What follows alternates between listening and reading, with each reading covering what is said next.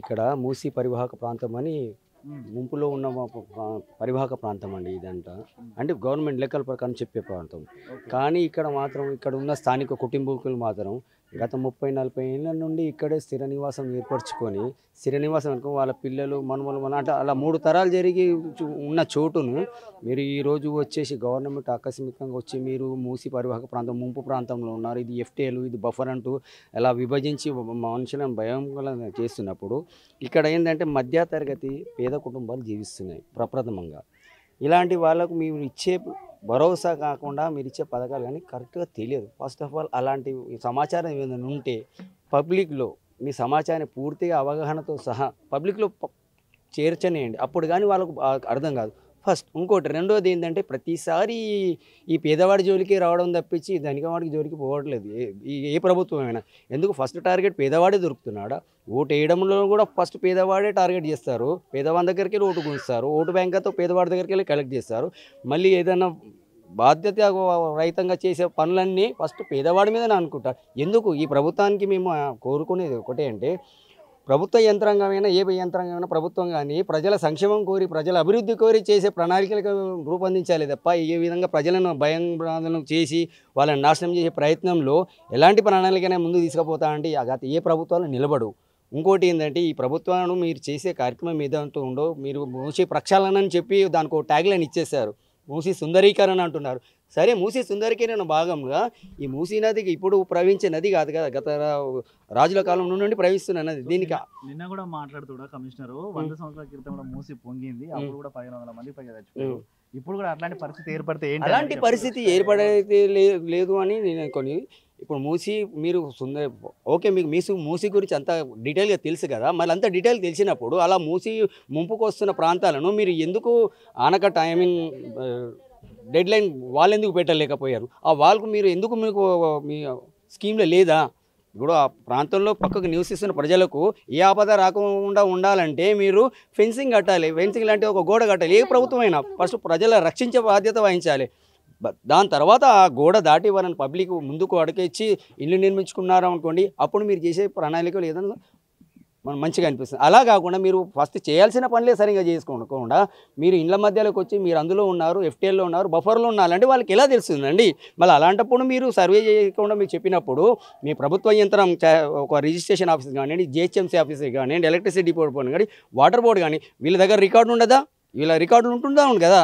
ఇది మూసి పరివాహక ప్రాంతం అండి, ఇక్కడ లైటింగ్ అలాట్మెంట్ లేదు, కరెంట్ ఇవ్వకూడదు, వాటర్ ఇవ్వకూడదు, డ్రైనేజ్ లైన్ ఇవ్వకూడదు అని ముందే ఉంటాయి.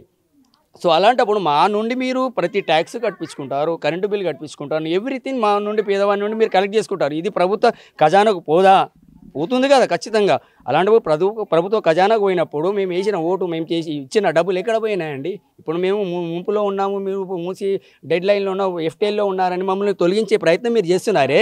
ఈ ప్రయత్నంలో భాగంగా మీరు చేసే ప్రయత్నం ఏదేదో మొదట మీ ప్రణాళికబద్ధంగా చూస్తే ప్రజల దగ్గర నుండి సమాచారం ఏమైనా సేకరించారా? ప్రజా అభిప్రాయం తీసుకున్నారా? ప్రజల మధ్యలోకి వచ్చారా?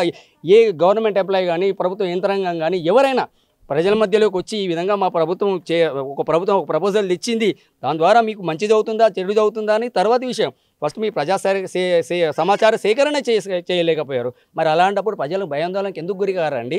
ప్రతి రాజకీయ నాయకుడు వస్తున్నాడు, భరోసా ఇస్తున్నాడే తప్పించి ఎవరైనా బాండ్ పేపర్ నేను ఉన్నాను ఇక్కడికి ఒకవేళ పోతే నా ఇంటికి వచ్చి కూర్చోని అన్నంత ధీమాతో ఎవరైనా వ్యక్తం పరుస్తున్నారా? అలాంటప్పుడు ప్రజలకు భరోసా ఇచ్చేది ఎవరు?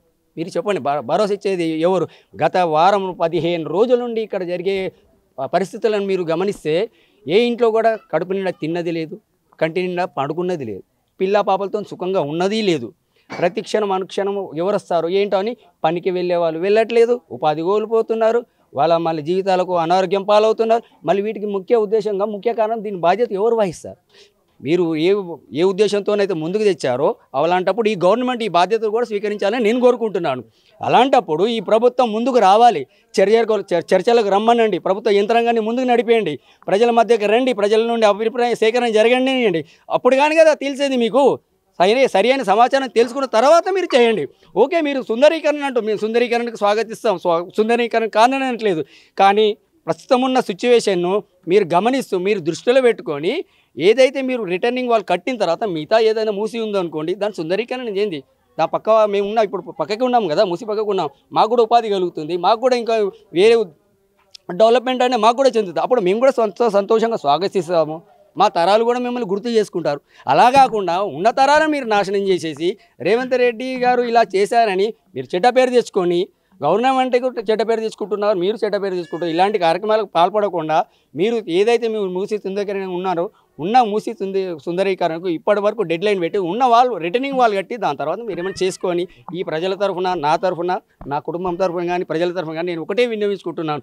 ఫస్ట్ యంత్రాంగాన్ని పంపించండి, ప్రజలు సమాచారం సేకరించండి, ప్రజా అభిప్రాయం తెలుసుకోండి, ప్రజలు ఏం కోరుకుంటున్నారు, ప్రజలు ఏం కావాలి, వాళ్ళ వసతులు ఏంటి, వాళ్ళ పరిస్థితి ఏంటి, అది గమనించిన పిదప మీరు 3వ స్టెప్ వేసి మీరు ముందుకు వెళ్ళొచ్చు.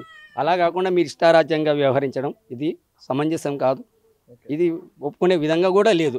దయచేసి మీకు ఒక రిక్వెస్ట్, మీరు ప్రభుత్వాన్ని నడిపే విధంగా ప్రణాళికాబద్ధంగా నడపండి, కానీ ప్రణాళికలేతరగా నడపకూడదని మేము విన్నవించుకుంటున్నాం.